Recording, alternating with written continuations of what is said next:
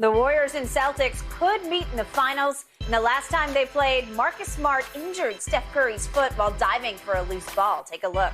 Steph missed the last 12 games of the regular season for Golden State because of that. Shannon, was this play clean or dirty by your man? I don't think it was a dirty play. It was a Marcus Smart play. But just because something isn't dirty doesn't mean it's necessary. I thought it was an unnecessary play. It was the Solomon Hill play against LeBron James. Now, if Marcus Smart behaved in this manner in the regular season, you know what's going to happen in the NBA Finals, Skip.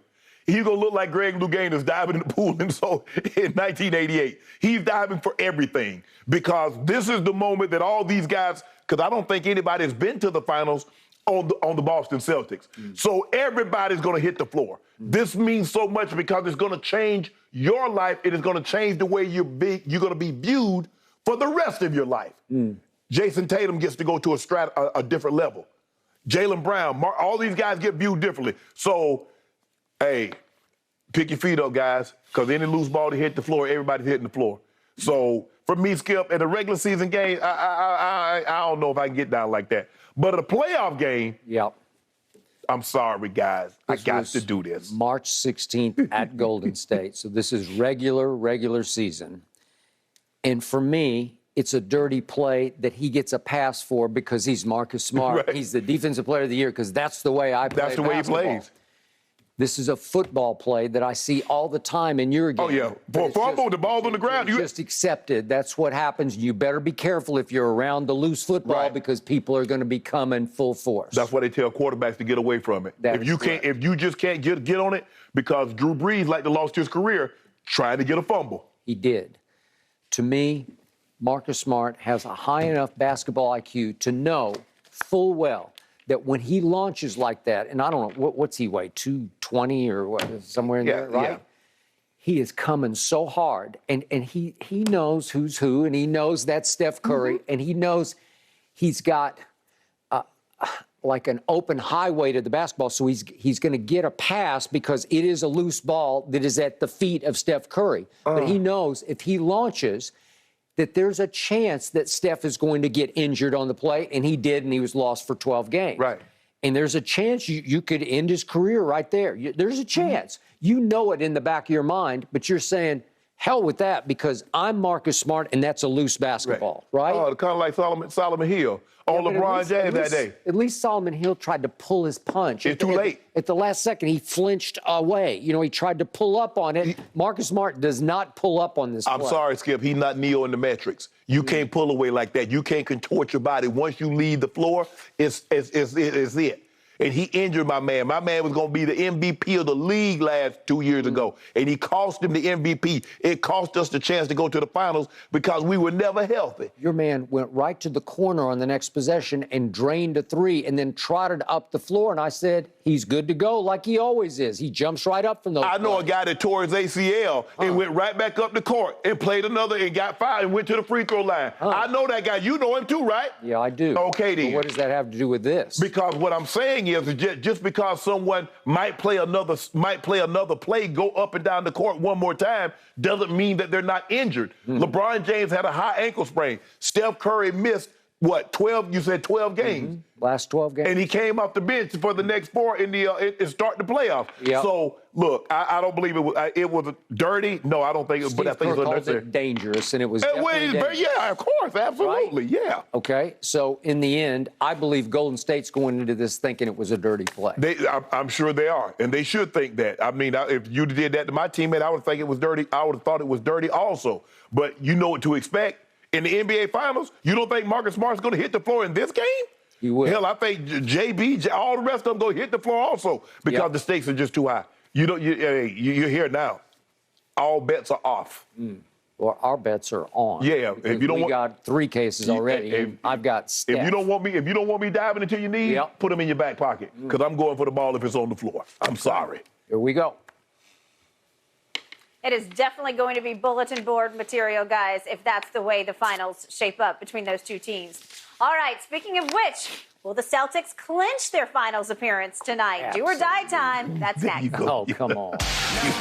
but they still add up. Your points are okay. Yes. Even in Game 7, he scored 17 points, but it was 6 of 19. No. 17, okay. Game 7, he was really bad because he had a couple of those turnovers, and the worst one was behind the back pass to Clay in the corner that goes out of bounds. But Skip, when you look at all-time greats, and I will give you LeBron, Jordan, Kareem, Wilt, Magic, Bird, Duncan, Russell, and Kobe, all of those guys played with what? Another top 75 player. Steph Curry has never played with a top 75 player. Well, he did play one. He played with KD. But if you look at, and he only had him for 2 years, all these other guys played multiple years with top 75 players. And the fact that he got back to the NBA Finals without a top 75 player. And the top 75 players that played with him have yet to come close to getting back. We don't do this. Larry Bird in 1981, in the finals against the Houston Rockets, he had 2 games in which he scored 8 points. Cedric Cornbread Maxwell was Finals MVP. You're talking about his first NBA Finals in 1981. We don't hold that against Larry. And when Jordan won the Finals, I think it was 96, I think against Seattle, he had games, I think Game 4, he was 6 of 19. In Game 6, he was 5 of 19. We don't hold shooting against him like we do Steph.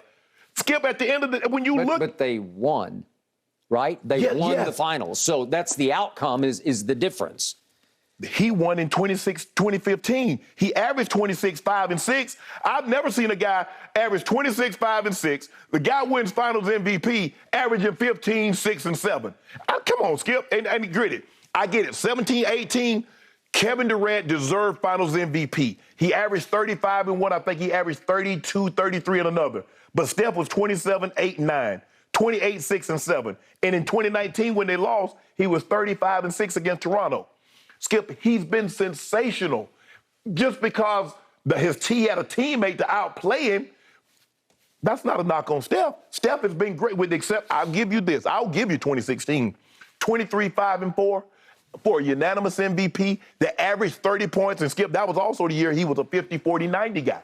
50% from the field, 40% from the 3, 90% from the free throw line. And he gave you 23, 5, and 4. So I'll give you that when he's come up small. But that's hard for me to say. If you look at it, Skip,